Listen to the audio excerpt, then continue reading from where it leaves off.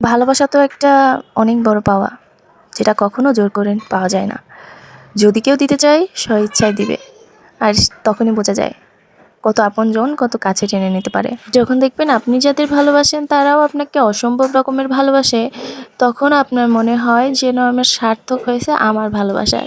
আর ভালোবাসাটা শুধু যে আমি দিয়ে যাব অন্য কেউ দিবে না তা কিন্তু নয়। আর ভালোবাসা শুধু স্বামী স্ত্রী জিএফ বিএফ এদের মধ্যে সীমাবদ্ধ না, আত্মীয় স্বজনের মধ্যেও একটা ভালোবাসা সম্পর্ক থাকা উচিত। হ্যালো, আসসালামু আলাইকুম গাইজ, তোমরা সবাই কেমন আছো? চলে আসলাম নতুন একটা ব্লগ নিয়ে। চলো শুরু করা যাক আজকের ব্লগ। আজকে আমি সারাদিন কী করছি সেটাই তোমাদের সাথে শেয়ার করবো। তো ওই দিন আমার বোনরা আসছিলো, আসার পর দিনই ওরা চলে যাবে, ওই জন্য আমার খুব মেজাজ খারাপ হচ্ছিল। তো ভাইয়া এখানে বলতেছিল যে ভাই চলে যাই আবার আসমানে এই সেই। তো আমার বোন ওই দিনকে আবার একটা ফোন কিনলো, মানে এত তাড়াহুড়োর মধ্যে সে যাবে, তারপরে তার এত কিছু কিনতে হবে, এত মার্কেট করতে হবে। তো আমরা তাড়াহুড়া করেই অনেক কিছু কিনে কাটে নিয়ে আসলাম। তো আমার ভাইয়া সেইটাই পচাইতেছিল আপুরে খালি, যে আপনি বড়লোক মানুষ, দামি দামি ফোন চালান, এই সেই অনেক কিছু। আসলে ভাইয়া একটু মজা করতেছিল, কিন্তু বড়লোক মানুষটা কিন্তু আপনার জন্যই হয়েছে, এটা কিন্তু আপনি বুঝতেছেন। কিন্তু আপনি যে কথাগুলো বলেন ওইটাও যে মজার সেটাও আপনি বুঝতেছেন। যাই হোক, আমার তো ফোনে কালারটা দেখে সেই ভালো লাগলো, যদিও সেম ফোন চালাই আমরা, তারপরও আমার এই ডিজাইনটা খুবই ভালো লাগছে।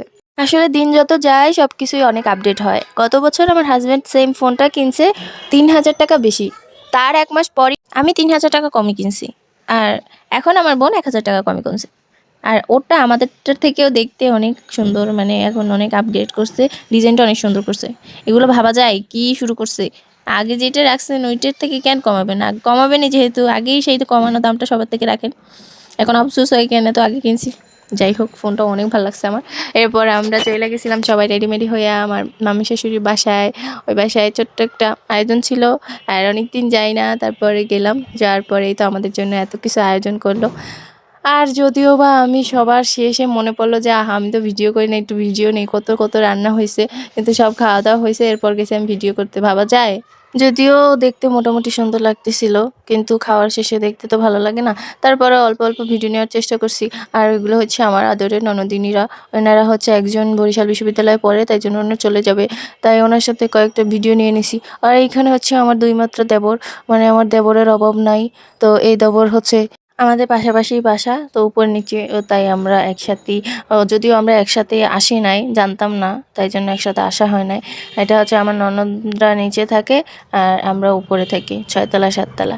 তো এই তো আমার দেবর, তাহাকে আমি কখনো এইভাবে পরিচয় করাইয়ে দেই নাই, এখন দেখে রাখেন সবাই, তাহার জন্য একটা ৬ ফুট মাইয়া দিয়েন। যাই হোক, এটা আমি মজা করলাম।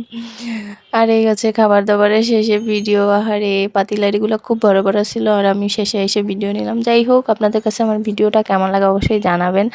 আর একটা কথা বলি, আমার ভিডিও কারো কাছে খারাপ লাগলে ইগনোর করবেন। আর সবাই হচ্ছে যে ওই ভিডিও বানাই বলে আপনার সাথে অ্যাড না, তো ওইসব ভিডিও বানান কিসের জন্য? আমার মন চায় আমি বানাই।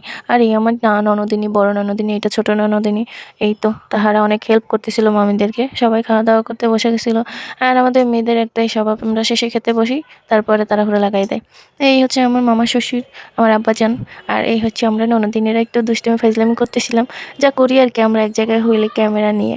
তো আমাদের আজকে ভিডিও আপনাদের কাছে কেমন লাগছে অবশ্যই জানাবেন। আর এতক্ষণ আমার সাথে থাকার জন্য অনেক ধন্যবাদ। পুরো ভিডিওটা দেখে কমেন্ট করে যাবেন, নয়তো উপরে ঠেলবেন না প্লিজ। আপনারা যারা 2 মিনিট বা 1 মিনিট না দেখে উপরে ঠেলা দিয়ে চলে যান, তাহলে আমার ভিডিওটা বাতিল হয়ে যায়। তো আপনারা বুঝেন না কেন? Bye bye, tata.